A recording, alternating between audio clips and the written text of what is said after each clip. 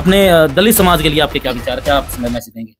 दलित समाज के लिए यही मैसेज है कि उनके पास खोने के लिए कुछ नहीं है, पाने के लिए सब कुछ है। सबसे बड़ी बात, बिल्कुल। तो उनके पास कुछ है नहीं कि वो खो लें, लेकिन पाने के लिए पूरी दुनिया पड़ी है। तो उन्होंने अपनी मेहनत करनी चाहिए और जितना उसकी पढ़ाई में अपना योगदान दे बच्चों को। तो उनके ऐसा ना हो तो हम भूल भी नहीं सकते किसी भी तरीके से। आज अगर पूरा समाज हमारा सम्मान कर रहा है, अगर इतनी बड़ी परीक्षा में बैठने का मौका भी मिल रहा है, तो वो सब उनकी देन है। और उनके ऐसा ना हो तो हम किसी भी तरीके से भूल नहीं सकते।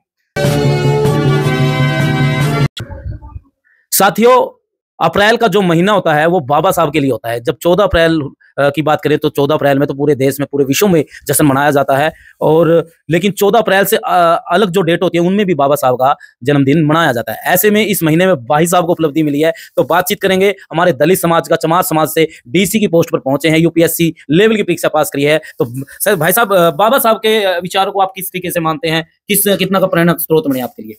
देखिए, बाबा साहब तो केवल हमारे लिए नहीं, पूरे देश के लिए, दुनिया के लिए ही प्रेरणा के स्रोत है। उन्होंने जो हमारे लिए किया है वो तो अब तो जग जाहिर है, सभी लोगों को पता भी है। तो उनके ऐसा ना हो तो हम भूल भी नहीं सकते किसी भी तरीके से। आज अगर पूरा समाज हमारा सम्मान कर रहा है, अगर इतनी बड़ी परीक्षा में बैठने का मौका भी मिल रहा है, तो वो सब उनकी देन है। और उनके ऐसा ना हो तो हम किसी भी तरीके से भूल नहीं सकते। तो बाबा साहब का तो बिल्कुल उनको हम नमन करते हैं और उनका बहुत बड़ा हमारी जिंदगी में योगदान है। बाबा साहब ने 32 डिग्रियां पास की थी और आपने भी एक ऐसी डिग्री, ऐसी एक परीक्षा पास करी है, डिग्री परीक्षा पास की है जो कहीं ना कहीं मिसाल बनेगी उनके लिए। तो क्या बाबा साहब के कुछ विचारों से आप प्रेरित हुए?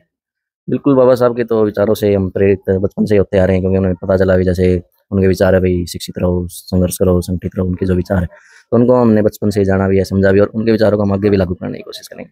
जो कि दलित समाज के या किसी भी समाज के अगर पिछड़े हुए बच्चे हैं या गरीब बच्चे हैं, अगर उनकी हम किसी प्रकार से, गरीब आदमी अगर मदद कर सकें, अगर उसको आगे बढ़ा सकें, तो एक प्रकार से उनके विचारों को ही लागू करना होगा। तो उनके विचारों को आगे लेकर हम बढ़ना चाहिए।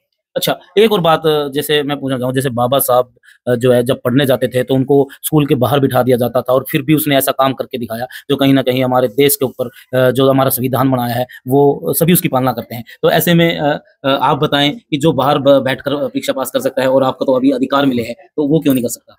बिल्कुल, ये एक प्रकार से, जैसे अभी आप बात कर रहे थे अभी मोटिवेशन लेने की, तो सबसे बड़ी मोटिवेशन तो वही है। तो आप उनसे मोटिवेशन ले सकते हैं भाई, इतनी समस्याओं के बावजूद उन्होंने इतना नाम कमाया है। तो आज तो हम तो मतलब एक प्रकार से जन्नत में रह रहे हैं।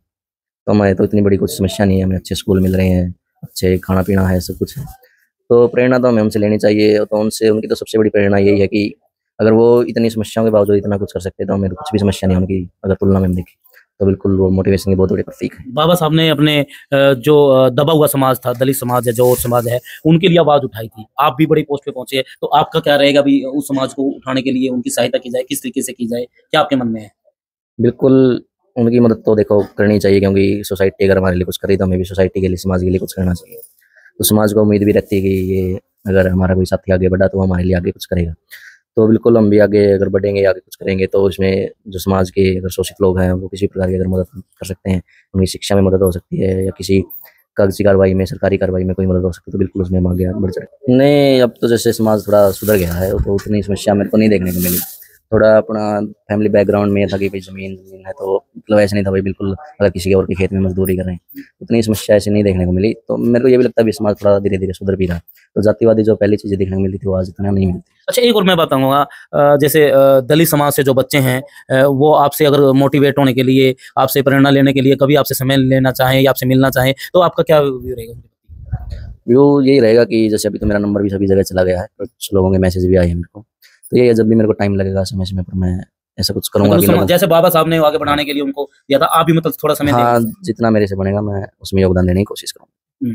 तो अपने दलित समाज के लिए आपके क्या विचार, क्या आप समय मैसेज देंगे? दलित समाज के लिए यही मैसेज है कि उनके पास खोने के लिए कुछ नहीं है, पाने के लिए सब कुछ है। सबसे बड़ी बात, बिल्कुल। तो उनके पास कुछ है नहीं कि वो खो लें, लेकिन पाने के लिए पूरी दुनिया पड़ी है। तो उन्होंने अपनी मेहनत करनी चाहिए और जितना उसकी पढ़ाई में अपना योगदान दे बच्चों को पढ़ाई, और जितना उसकी पढ़ाई में अपना लगाए। एक स्वास्थ्य में और पढ़ाई में, ये दोनों चीज़ें बहुत ज़रूरी है। तो अगर उन चीज़ों में हम आगे बढ़ जाते हैं तो फिर उनको, बिल्कुल ये बाबा साहब की कहावत है कि आप एक रोटी या आधी रोटी खा लें, लेकिन अपने बच्चों की पढ़ाई में किसी भी तरह की कोताही ना करें। ये बहुत ज़रूरी है, क्योंकि शिक्षा ही सभी चीज़ों की, शिक्षा रह सका तभी, शिक्षा वह चाबी जो किसी भी ताले को खोल सकती है। शिक्षा वो शेरनी का दूध है, हाँ, जो पिएगा वो दहाड़ेगा। हाँ, तो ये जो चीज़ें हैं ये हमें समझने की ज़रूरत है और जितना उसकी शिक्षा में निवेश करने की ज़रूरत है। बिल्कुल।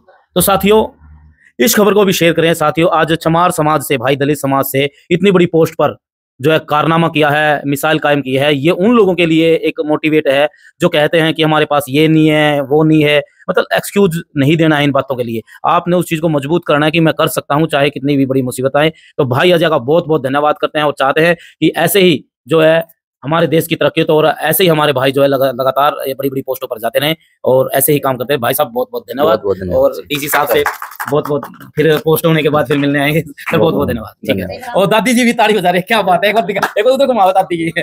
दादी की ज़रूर भाई।